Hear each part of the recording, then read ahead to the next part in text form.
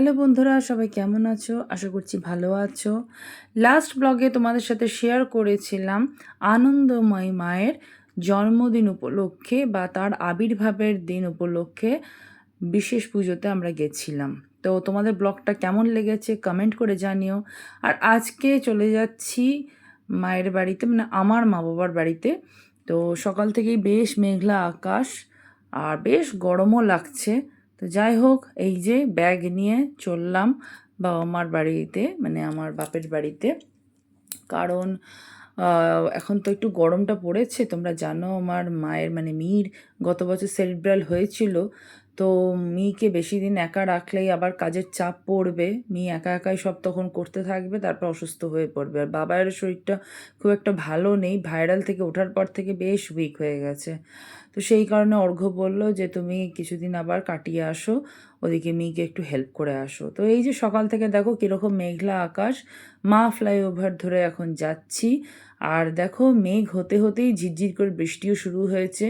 তো আমি অলরেডি পৌঁছে গেছি, রবীন্দ্র সদন ক্রস করে গেছি, মানে পিজির কাছে বলতে পারো। তো এই ট্রাফিকের কাছে যখন দাঁড়ালাম তখন একটু বাইরেটা দেখছি বেশ ঝিরঝির করে বৃষ্টি হচ্ছে, আর তার জন্য এখানে সিগন্যালেও গাড়ি স্লো, ভালোই জ্যাম ছিল।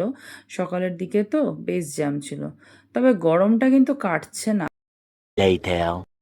বাড়ি এসে দেখো নতুন চমক, আমি তো এসে একদম হয়ে গেছি।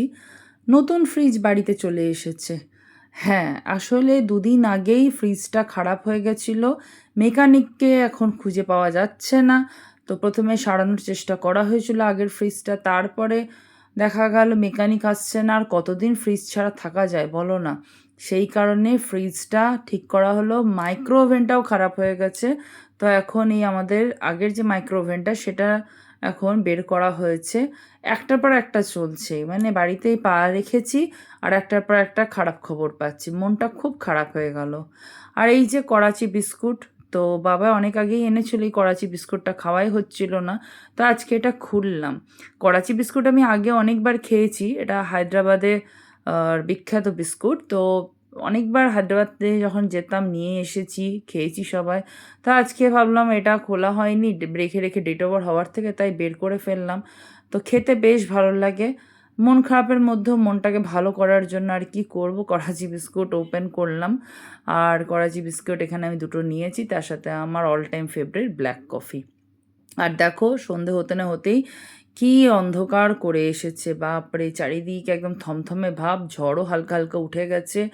আর চারিদিকে দোকান বাজারে যারাই আছে সব এখান ওখান ছড়িয়ে ছিটিয়ে মানে দৌড়চ্ছে। তাকতেই দেখো বৃষ্টি শুরু হয়ে গেছে, ঝিরঝির করে বৃষ্টি জাস্ট শুরু হয়েছে, এরপরেই দেখো ভালোই জোরে বৃষ্টিটা হচ্ছে।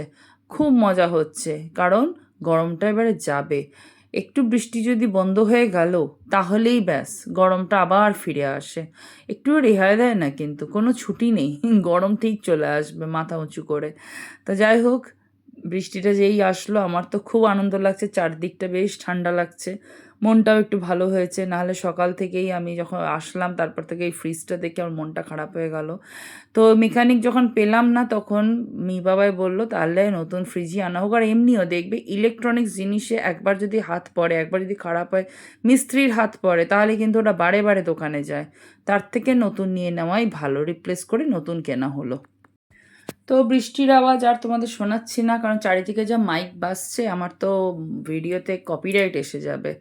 একদিকে বিজেপি সরকার, নতুন সরকার আসলো পশ্চিমবাংলায়, সবাই জানো তোমরা। তো তার জন্য একটা গান হচ্ছে, আবার কখনো রবীন্দ্রসঙ্গীত বাজছে।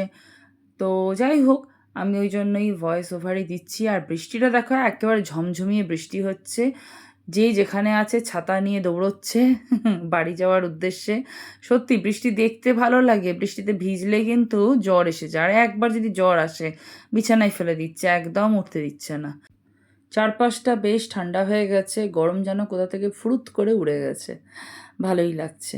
আমাদের আবহাওয়ার মতনই কিন্তু আমাদের জীবনেরও পরিস্থিতি, যেমন ভালো অভিজ্ঞতাও যতটা দরকার, খারাপ অভিজ্ঞতাও তত দরকার। কারণ খারাপ অভিজ্ঞতা যদি জীবনে না আসে তাহলে ভালো অভিজ্ঞতার কিন্তু মূল্য বা স্বাদ পাওয়া যায় না।